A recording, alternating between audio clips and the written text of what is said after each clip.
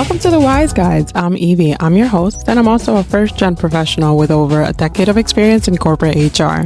I'm here to provide you with practical guides on how to increase your wealth and your happiness at work.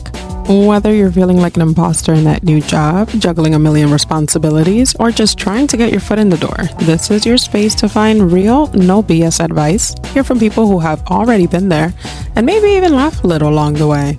So grab your coffee or your glass of wine, settle in, and let's dive into today's topic. You are exactly where you need to be.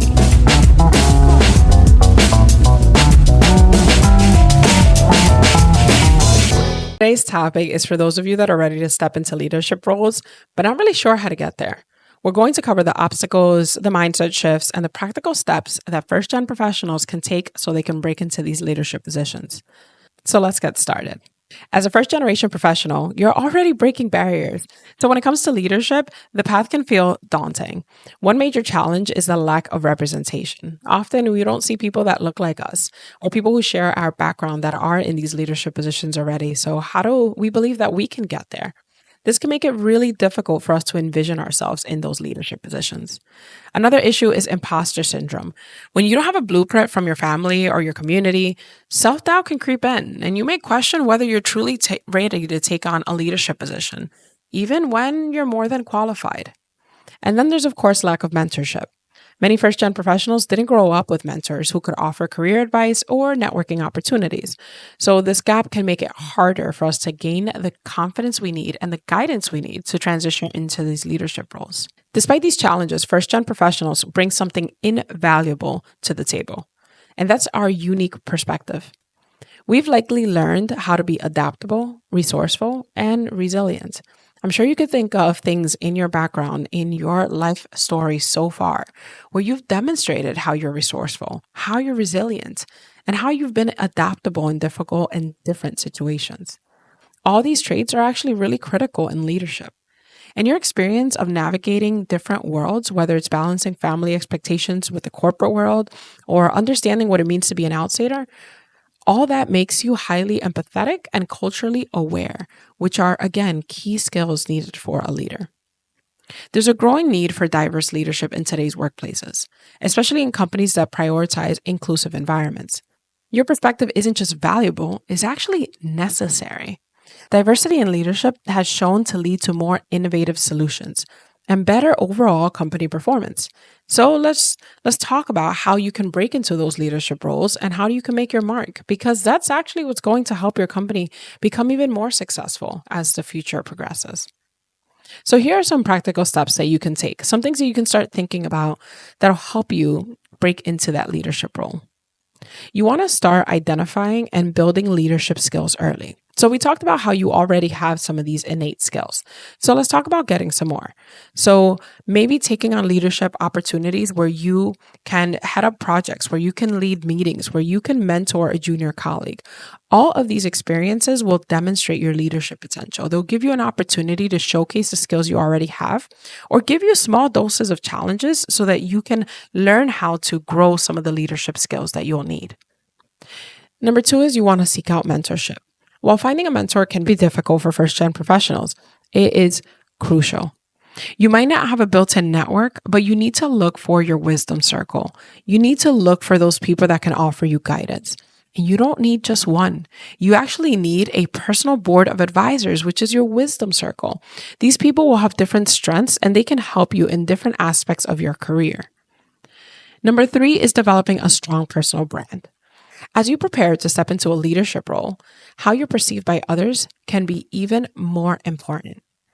Build your personal brand by consistently delivering results, showcasing your expertise, and being visible in your organization.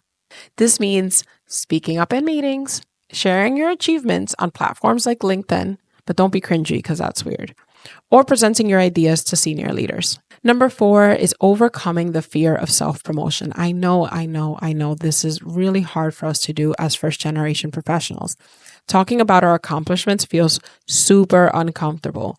Many of our parents or families found it difficult to showcase their own accomplishments, and they maybe didn't want us to talk about our self-promotion. They wanted us to be humble. In a professional setting, you need to learn how to promote yourself. That's the only way that you'll get actually promoted. In order to get noticed by leadership and move into these leadership opportunities, you need to learn how to self-promote in a way that feels authentic. One technique is to frame it as, how have I contributed to this team's success? Rather than solely focusing on yourself, think about the team, but what your role was in making that team successful. Number 5 is continuously upskilling yourself and seeking learning opportunities. The more skills that you bring to the table, the more indispensable that you become. You become the MVP. You can take every opportunity to learn and grow. And this is going to help you because you're going to get more skills through courses, certifications, or even just staying up to date in your industry. This is going to make you more invaluable when it comes to choosing a person for that next promotion that they have available at your company. For number 5, you want to leverage your unique perspective. This is the secret sauce. This is your superpower. Your background as a first gen gives you the viewpoint that's different from others. Use it. Whether it's navigating different cultures or approaching problems with resilience, highlight the strengths that come with your lived experience. Number 7 is you want to network strategically. Networking is crucial to your career growth, especially when aiming for leadership roles. If you don't have a strong network, start by attending industry events, join online groups, even connect with the peers that are in your organization. Remember that networking isn't just about what people can do for you. It's about building a mutual beneficial relationship. In order to start networking, I have a networking personality guide, a networking personality assessment to help you figure out what your networking personality type is. It comes along with an ebook that can help you start building a network based on who you are as an individual. While working towards leadership, here are a few common mistakes that can hold you back. Number 1 is waiting for a permission. Don't wait for somebody else to hold your hand into a leadership role. You need to proactively seek out opportunities where you can demonstrate leadership, even in informal ways. So don't wait for that tap on the shoulder from your boss saying, hey, we'd like to put you on this project. You want to be the person that raises your hands for this opportunity. That in itself shows leadership. Number 2, in terms of mistakes that you want to avoid, is not asking for feedback. Feedback is crucial to growth. Regularly asking for feedback from your peers and from supervisors so that you can work on areas for improvement. 1, this demonstrates leadership skills, showing that you're open for feedback from other people. But 2, it gives you the opportunity to actually gain that insight from other individuals. I know that asking for feedback is not easy, but you need to continuously flex this muscle of asking for feedback, not taking it personal, but using it as constructive so that you can build yourself up to be a great leader. And the 3rd mistake that you should avoid is focusing only on technical skills. Even though technical skills are important, we always want to stay on top of the latest tech that's out there and making sure that we know how to handle it. Leadership roles actually require more soft skills like communication, empathy, and emotional intelligence. You need to be sure that you're developing these as well. These are not skills that are easily measurable, but when you consistently demonstrate that you are empathetic and that you have emotional intelligence and that you can communicate effectively over and over again across different projects, across different roles, across different teams, people are going to notice that, and that's going to be part of your personal brand. If you want to dive deeper into the subject of how to break into a leadership role, I recommend reading Brené Brown's book, Dare to Lead. In this book, Brené Brown emphasizes the importance of vulnerability in leadership, some of those soft skills that we talked about, showing that great leaders aren't just those who have all the answers, but actually those who are willing to learn and lead with courage. It's a fantastic read for anybody who's willing to step into a leadership role, especially first-gen professionals, many who feel pressured to have it all together. And now I want to talk about some mindset shifts that are essential for long-term success as a first-gen professional that wants to break into a leadership role. First is leadership is a journey, it's not a destination. Don't view leadership as a title. It's instead an opportunity for an ongoing process for you to achieve leadership roles and responsibilities. Every experience, whether it's successful or challenging, can be a learning opportunity. Number 2 is to embrace lifelong learning. This is that growth mindset. Leadership requires constant learning, both technical skills and soft skills. Stay curious, be open to feedback, and always seek opportunities for growth.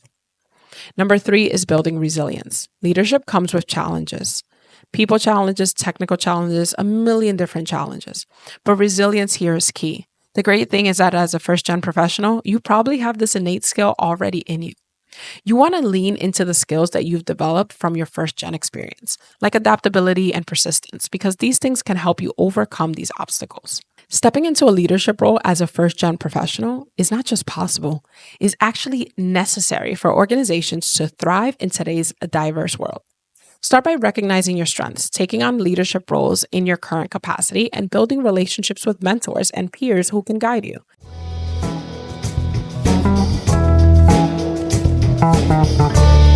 And just like that, you've received your dose of work wisdom. I hope you're walking away with something that makes you feel a little bit more confident, a little bit more seen, and a whole lot more capable. Remember that the journey is yours. There's no one right way to do it, and it's okay to take it one step at a time. If today's topic hit home for you and you're thinking you can use a little extra support, I'd love to chat one-on-one. Head over to the show notes so you can figure out how to book some time with me. And if you enjoyed hanging out with me, make sure to hit the subscribe button so you don't miss any future episodes. And if you're feeling a little generous, please leave a quick review. It can help more people like us find the show. Plus, I'd love to hear what you think. Let's keep the conversation going. Follow me on Instagram at WorkWiseGuide.